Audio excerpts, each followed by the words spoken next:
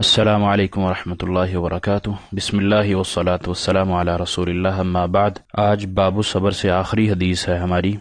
حدیث نمبر 53 ہے۔ وعن ابی ابراہیم عبداللہ بن ابی اوفا رضی اللہ عنہما، سیدنا ابو ابراہیم عبداللہ بن ابی اوفا رضی اللہ عنہما نبی علیہ الصلوۃ والسلام سے روایت کرتے ہیں، ان رسول اللہ صلی اللہ علیہ وسلم فی بعض ایامہ، کہ اللہ کے نبی علیہ الصلوۃ والسلام اپنے ان دنوں میں، جن دنوں التی لقی فیہا العدو، جن دنوں میں ان کا مقابلہ دشمن سے ہوا، انتظر حتی مالت الشمس قام فیہم، اللہ کے نبی علیہ الصلوۃ والسلام نے انتظار کیا یہاں تک کہ سورج ڈھل جائے، یعنی غروب ہونے کی طرف چلا گیا۔ قام فیہم، پھر آپ اپنے لشکر میں کھڑے ہوئے، فقالا، اور کہا، یا ایھا الناس، اے لوگو، لا تتمنوا لقاء العدو،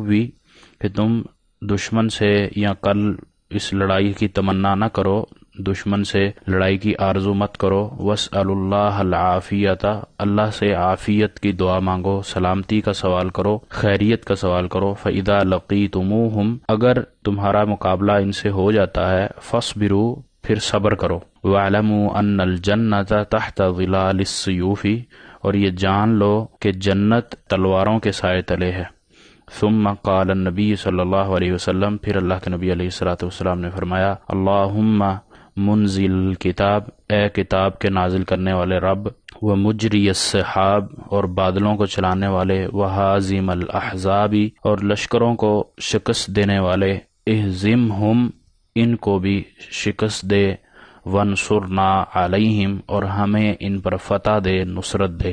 متفق علیہ، بخاری اور مسلم کی یہ روایت ہے۔ اللہ کے نبی علیہ الصلوۃ والسلام کی اس حدیث میں ہمیں جو چند چیزیں مل رہی ہیں وہ یہ کہ جنگ کی حکمت اللہ کے نبی علیہ الصلوۃ والسلام کی وہ اس میں نظر آ رہی ہے کہ اللہ کے نبی علیہ الصلوۃ والسلام نے لشکر کو تیار رکھا تھا، اور اس کے باوجود لشکر کو یہ تعلیم دی کہ آپ اس جنگ کی تمنا نہ کریں، اپنے اوپر اس مصیبت کو ڈالنے کی جلدی نہ کریں، بلکہ اللہ سے سلامتی کی دعا کریں، اللہ سے عافیت طلب کریں۔ اور اس حدیث میں ایک اور چیز کہ اللہ کے نبی علیہ الصلوۃ والسلام کی موجودگی کے باوجود اللہ کے نبی یہ تعلیم دے رہے ہیں کہ اللہ سے ہی عافیت طلب کرو، نہ کہ اپنے آپ پر، اپنے بازوؤں پر، اپنے اسلحہ پر اور اپنی ٹیکنالوجی پر۔ یا آج کے دور میں اگر ہم دیکھیں تو جو جدید ٹیکنالوجی، میزائل وغیرہ جس طرح کی چیزیں ہیں، اس پر بھروسہ نہ کرو، بلکہ اللہ کی مدد پر، اللہ کی نصرت وہ طلب کرو، اللہ پر بھروسہ کرو اور اللہ سے ہی مانگو۔ اسی طرح اس حدیث میں جو آخر میں اللہ کے نبی علیہ الصلوۃ والسلام نے دعائیہ کلمات کہے ہیں،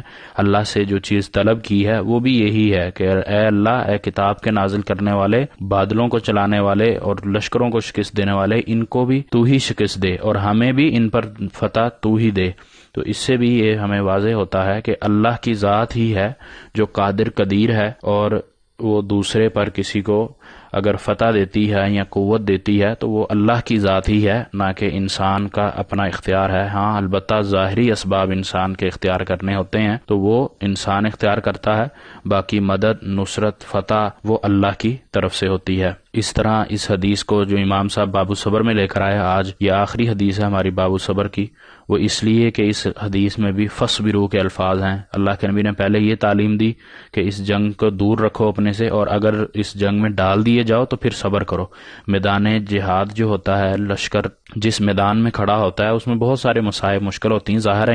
انسان کے سامنے موت ہوتی ہے، تو اس نے اس پر جو صبر کیا ہوتا ہے، پھر اس صبر کا نتیجہ بھی اللہ تعالیٰ بہت بڑا دیتے ہیں، جیسے پیچھے گزرا۔ اس طرح جنت میں جانے والا ہر عمل مشکل ہے، اس لیے اللہ کے نبی علیہ الصلوۃ والسلام نے جنت کو تلواروں کے سائے کے نیچے کی مثال دی ہے۔ تو جنت کا نیک عمل کرنے کا، اس میں کافی ساری مشکلات ہوتی ہیں، انسانی نفس کی خواہش جو ہوتی ہے وہ سامنے آتی ہے، شیطان کی طرف سے رکاوٹیں آتی ہیں، اس طرح اور اس کو کئی معاملات ہوتے ہیں، لوگوں کی طرف سے بھی بعض دفعہ اس کو مسائل، مشکلات ہوتے ہیں۔ تو ان سب پر صبر کرنا ہے، اور صبر کر کے اللہ کی توفیق مانگتے ہوئے اس پر ثابت قدم رہنا ہے، تو یہ اللہ کی طرف سے نصرت بھی ملتی ہے اور اللہ کی طرف سے اس کا اجر بھی ملتا ہے۔ اللہ تعالیٰ سے دعا ہے کہ اللہ تعالیٰ ہمیں صحیح سمجھ کر عمل کرنے کی توفیق عطا فرمائے۔ اللہ سے